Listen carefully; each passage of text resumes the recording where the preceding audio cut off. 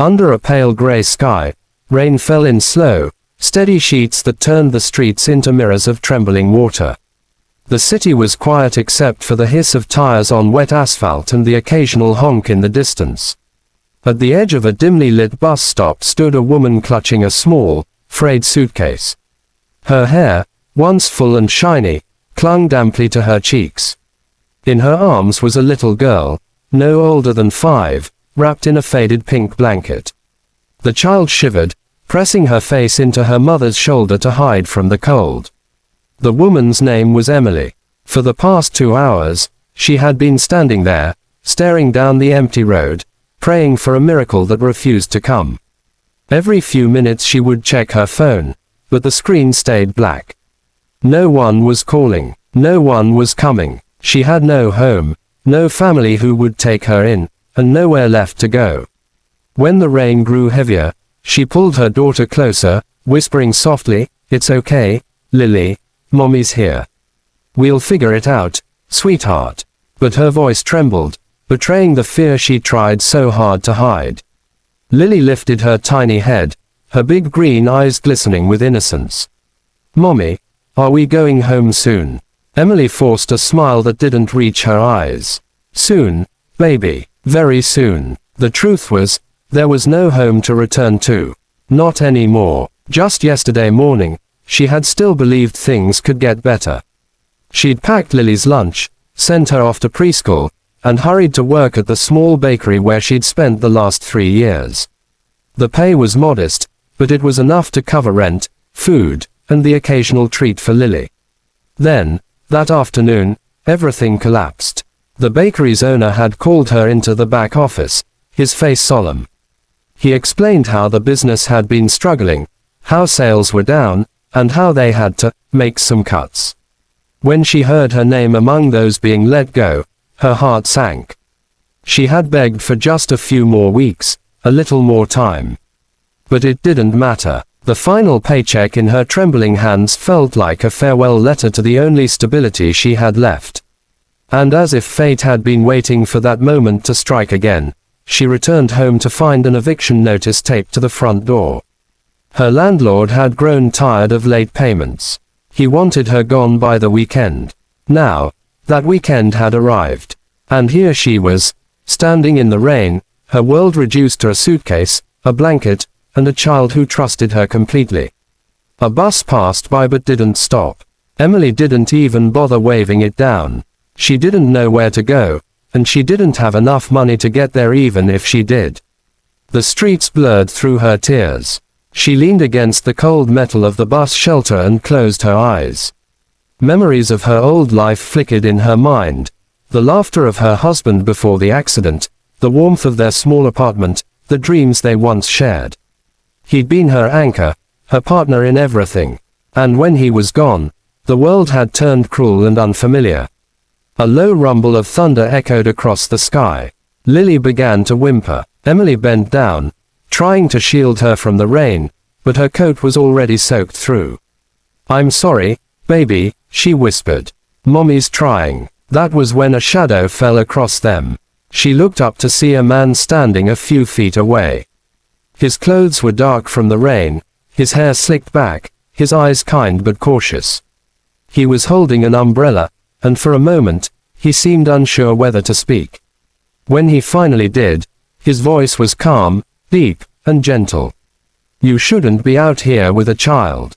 The storm's getting worse." Emily straightened instinctively, clutching her daughter tighter. "We're fine," she said quickly. She'd learned not to trust strangers. The man hesitated, studying her pale face and trembling hands. "You don't look fine." He took a slow step closer and tilted the umbrella to cover both of them. "At least take some shelter." She looked at him, really looked at him. He was in his late 30s, maybe early 40s, dressed in a simple gray coat. There was something steady in his eyes, something that made her want to believe he meant no harm. But she couldn't afford to trust her instincts anymore. Not after everything. "I don't need help," she said softly, her voice breaking halfway through. He nodded, not arguing. "All right," he murmured. "But your little girl does." Those words pierced through her defenses like a blade. She looked down at Lily, who was now shivering uncontrollably. Her lips trembled as she tried to smile up at her mother. That was all it took. The wall inside Emily cracked. "Please," she whispered, barely audible over the rain.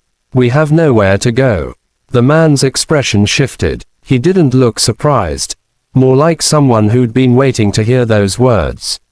He bent down slightly, lowering his umbrella to her level, and replied softly, "You do now." For a second, Emily froze. The words hung in the air, simple yet impossible to believe. She shook her head, half laughing in disbelief. "You don't even know us." "I don't have to," he said. "I just know no one deserves to be left out here like this." Something in his tone, that quiet certainty, disarmed her. He extended a hand. "My car's right over there. Come inside. It's warm. You can dry off, and we'll figure out what to do next." Emily's mind raced. What if he was dangerous? What if this was a trick? But then Lily coughed, a small, wet sound that shattered her hesitation. Against every instinct of fear and pride, she nodded. He smiled faintly and led them toward a dark blue SUV parked nearby. He opened the back door, helping Emily and Lily inside.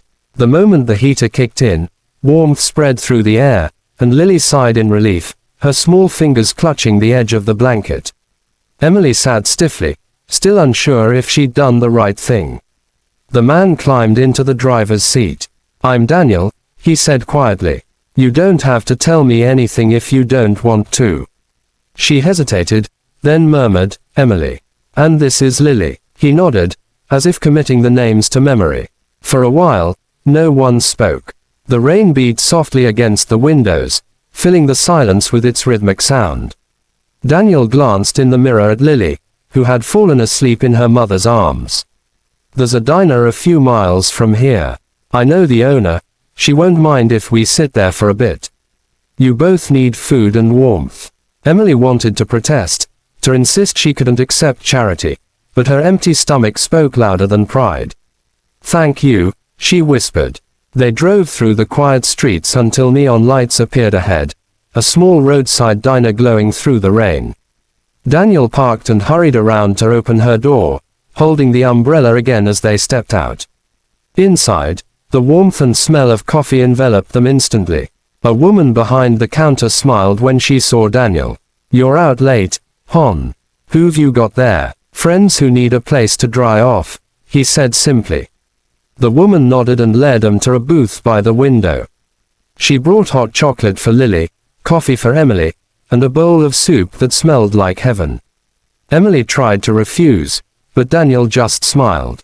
"Let her spoil you," he said. For the first time in days, Emily felt human again. Lily giggled as she sipped her cocoa, leaving a little mustache of foam on her upper lip. Daniel chuckled softly. "She's a brave one," he said. "She is," Emily replied, watching her daughter with quiet love. "Stronger than she should have to be." Daniel looked at her, and something unspoken passed between them, an understanding of pain, loss, and survival. "You've been through a lot," he said. It wasn't a question. She nodded, her eyes fixed on her hands. "My husband died 2 years ago. Car accident. I tried to keep things together, but it's been one thing after another. Lost my job yesterday. Got evicted today. I thought maybe we could stay at the shelter, but they're full." Daniel listened without interrupting, his gaze steady. "You've done everything you could," he said finally. "You don't have to do it alone anymore." Tears welled in her eyes. "Why are you doing this? You don't even know me." He smiled faintly. "Because someone once did the same for me. I was in a bad place a long time ago. A stranger gave me a chance when I didn't deserve one. I promised myself that if I ever saw someone else standing where I once stood, I'd help them too." Emily looked down, her fingers tightening around the warm mug. Gratitude and disbelief tangled inside her chest. Hours passed, and when the diner finally started closing for the night, Daniel turned to her and said, "I have a guest house behind my place. It's empty right now, used to belong to my parents. You and Lily can stay there until you get back on your feet. Her lips parted in shock. I can't. I don't even know how to repay you. You don't need to, he said. Just accept it. Outside, the rain had softened to a drizzle. As they drove through the sleeping town, Emily watched the world through the window. The faint glow of streetlights, the mist rising from the pavement. She felt an unfamiliar warmth spread through her chest. Hope, fragile, but real. When they arrived, Daniel led them to a small, cozy house tucked behind his home. The porch light glowed softly, and the scent of wet earth filled the air. Inside, it was simple but clean. A couch, a bed, a small kitchen. There were fresh blankets folded neatly on the chair, as if waiting for them. Emily stood in the doorway, speechless. I don't know what to say. Daniel smiled gently. Just say good night. You both need rest. Lily had already curled up on the bed, her small form peaceful beneath the covers. Emily looked back at Daniel, her eyes shining with tears. Thank you for everything. He hesitated, then said softly, you don't have to thank me. Just promise me one thing. What's that? When you're back on your feet, and you meet someone who's lost like you were tonight, do the same for them. Her throat tightened as she nodded. I promise. He gave a small smile and stepped outside, closing the door behind him. Emily sat beside her daughter, listening to the quiet creak of the house and the gentle tap of rain on the roof. For the first time in months, she wasn't afraid to close her eyes. She had no idea what tomorrow would bring, but for the first time, she believed there might be a tomorrow worth hoping for. And as she drifted to sleep, she thought of the stranger who had looked at her in the rain and said the words she would never forget.